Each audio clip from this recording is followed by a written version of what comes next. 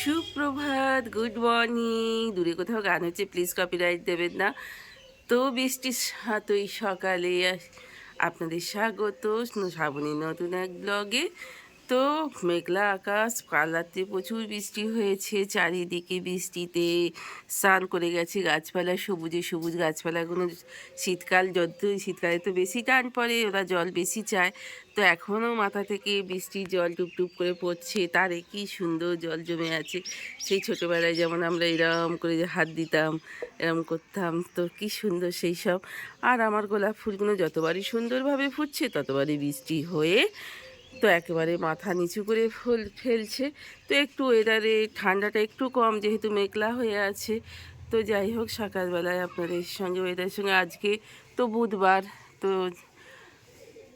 পাখিরা আকাশে বসে আছে, গাছে বসে, আকাশে বসে আছে দেখেছেন, গাছে বসে আছে। আজকে আমাদের ঘুম থেকে উঠতে একটু দেরি হয়ে গেছিলো, কেননা কাল রাতে প্রচুর বৃষ্টি হয়েছে। এঁঠো বাসন এখনও নামানো হয়নি। কাল রাত্রে যে বৃষ্টি হয়েছিল তার প্রমাণ দেখেছেন, আমি সব কাপড় চোপড় এখানে দিয়ে দিয়েছি, ওখানে টাবে জল জমে আছে। তো চলুন এবার চাটা করে। তো চারটা আমি ফুটতে দিয়ে দিয়েছি, বাবির জন্য শরবত করে ফেলেছি। এবার ঝপঝপ করে রান্নাগুলো করে দেবো। বাবি ওঠার সময় হয়ে গেছে, বাচ্চু উঠে পড়েছি। যদিও বাচ্চু পরের ট্রেনে যাচ্ছে বলে আমার এতটাই নেগলিজেন্সি, নাহলে তো কখন বেরিয়ে যায়। তো চলুন চাটা করে আগে ওদের দিয়ে দিই, নিজে খেয়ে নিই। এবার ভাতটা চাপিয়ে দিই, গরম জলও তার সঙ্গে আছে। তো ভাতটা দিকে চাপিয়ে দিয়েছি, আর এদিকে মাছ ভাজাটাও চাপিয়ে দিয়েছি, বাবির জন্য কাটা পোনা। আর আমরা যেমন চারা পোনা খাই সেরকমই নিয়ে নিয়েছি।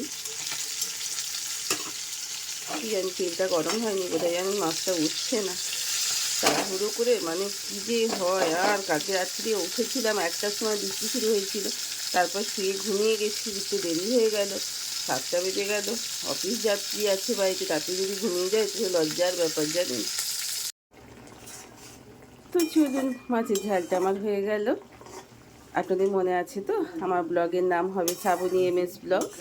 আমি আবারও বলে দিলাম, চারিদিকে কথা, বাবি বাচ্চু চারিদিকে সব কথা বলছে, আমার বাড়িটা এখন কি সুন্দর রমরম করছে।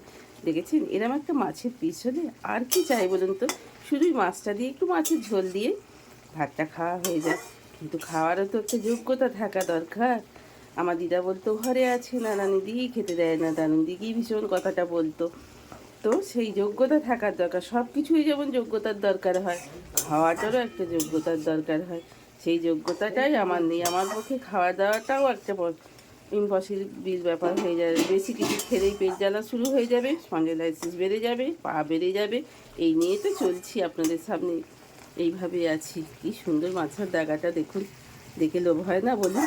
কিন্তু লোভ করলে তো আর চলবে না, লোভই হচ্ছে মৃত্যুর কারণ, তাই নয় কি বলুন? চলুন মাছের ঝালটা অবশ্যই আমি কালকে যে চিকেনের মশলাটা ছিল, আদা, লঙ্কা, রসুন, পেঁয়াজ বাটা, সেটা দিয়েই করলাম। সবসময় সর্ষে বাটাটা আমি বেশিরভাগ খাই না, আমি অ্যাভয়েডই করি। মাছের ঝালটা হয়ে গেছে না, ফেলে এবার ঘর একটু 2-1টা মুছে ভেজে চলুন।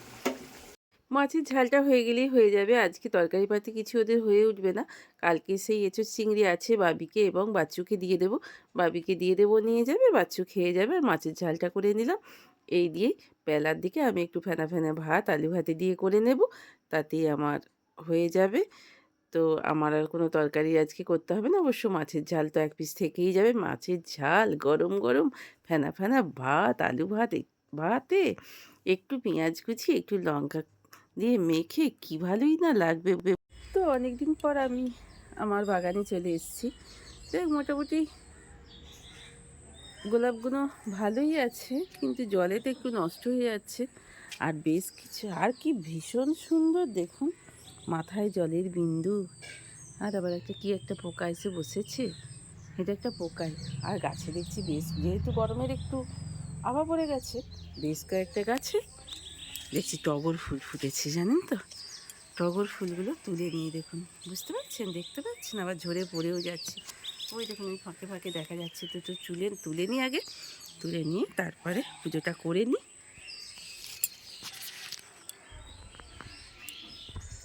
দুটো গোলাপ ফুলের পাপড়িও নিয়ে নিই, মায়ের পায়ে দেওয়া হবে।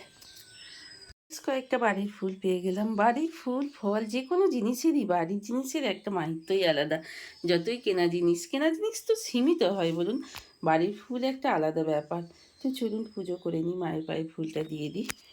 জগৎপতি জগত্তারণ মঙ্গলময় মঙ্গল করো ঠাকুর, দয়া করো ঠাকুর। কিছু স্নানের আগে ডালপালা সব নিয়ে গিয়ে বাইরে ফেলে দিয়ে এসেছি। আর ভীষণ কাঁটা জানেন তো, এত চন্দন গাছের কাঁটা ফুটে যদি যায়, একবার বার করা যদি না যায় তার যে কী অবস্থা হবে। খুব সাবধানে নিয়ে গিয়ে, এখানটা চত্বরটা যদি সব ছিল, তো বাড়ি মালিকের গাছটা পড়ে গিয়েছিল চন্দন গাছটা। তো আরও কিছু আছে, একবারে টেনে টেনে নিয়ে যেতে পারছি না, অনেক দূরে নিয়ে গিয়ে ফেলে দিয়ে আসতে হচ্ছে। এখানেও কিছু জড়ো করে রেখে দিয়েছি। আর তারপরে উঠোনটা এবার নোংরা হয়ে গেছে, চলুন উঠোনটা একটু ঝাঁট দিয়ে ফেলি, যতই স্নান হয়ে যায়। স্নানের আগে আর পারলাম না, কারণ পুজো করতে দেরি হয়ে যাচ্ছিল। এগুলো তো নোংরা তেমন কিছু নয়। চলুন উঠোনটা ঝাঁট দিয়ে ফেলি। বাড়ির সামনে, বাড়ির সামনেটা একদম হয়ে গেলে বিচ্ছিরি বেরোতে আর করতে, এমনিও বেশ কিছু ডাল পড়ে আছে, পায়ে ফুললে একদম মারাত্মক কাণ্ড হয়ে যাবে জানেন তো। আজ না কী ভাবছি বলুন তো, দেখলাম যে এমন ভাতে চাল নিয়েছি, আমার ভাতটা একদমই খুবই কম। তো একটু ফেনা ফেনা ভাত, আলু দিয়ে, নতুন আলু হাতে দিয়ে একটু মাছের ঝাল দিয়ে খাবো বলে গরম গরম ফেনা ফেনা ভাতটা চাপিয়ে দিয়ে এলাম। দিয়ে এসে দেখছি, দেখুন কি অবস্থা। একবার যতই গুছোই না কেন, যতই গুছিয়ে রাখি না কেন, আমার মাইয়া সেই এইরকম করে রেখে দেবে জানেন তো। চলুন একটু এখানটা ঝপঝপ করে একটু গুছিয়ে।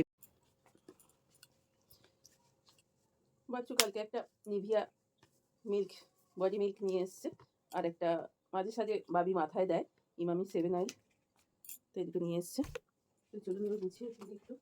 দেখুন সিরাম কিরাম সব একবারে কি অবস্থা। মানি পার্সটা আর আতরে গাদা আতর এনেছিল, সেই আতরগুলো চারিদিকে আতরগুলো বার করে ফেলে রেখে দিয়েছে। কত আতর বার করে পড়ে আছে দেখুন, বাপরে বাপ। ও ছেলে মেয়েদের জ্বালায় না পাগল হয়ে যেতে হবে জানেন, কিচ্ছু করার নেই। তো চলুন আমি তো একটু যা পারলাম হাতে করে একটু পরিষ্কার করে দিলাম পাতাগুলোকে। একটু পাতার উপরে তো প্রচুর ধুলো পড়ে, একটুখানি জলে ডুবিয়ে একটু রেখে দিয়ে তারপরে রেখে দিলে গাছটাও বেশ সতেজ লাগে। আর পাতাগুলো ধুলো তো পড়ে পড়ে একদম পলি পড়ে যায়, সেগুলো সুন্দর দেখতে লাগে। তো চলুন কোনো রকমে লাঞ্চটা করে নিই, ফ্যানে ফ্যানে ভাত বললাম, আপনাদের সেটা দেখানোর অবকাশ হলো না, সময় সত্যি করেই হলো না। তো ছুটে চলে গেলাম একটু চিকেন নিয়ে আসতে। তো একটু চিকেন নিয়ে চলে এলাম, কারণ আমার মাইয়া আবদার করলো যে কচুরি আর চিকেন কষা খাবো। তো দিয়ে এখন বলে কিনা মা আজকে ফিরবো না, কাজের চাপ আছে। তো ভাবুন দেখুন, এসব ছেলে মেয়েদের নিয়ে কী হবে বলুন দেখিনি, কোনো মতিস্থির নেই। অবশ্য কাজের চাপ থাকলে তো মতিস্থির, এটা তো বলা যাবে না। ভাত খেয়ে সঙ্গে সঙ্গে ফল একদমই খেতে নেই, আমাদের যাদের অ্যাসিডিটি আছে, আলসার আছে। তো কিন্তু কি বলুন তো, শুয়ে পড়লে আর উঠে যে 3টের সময় উঠে ফল খাবো, সে উপায় কিন্তু থাকে না।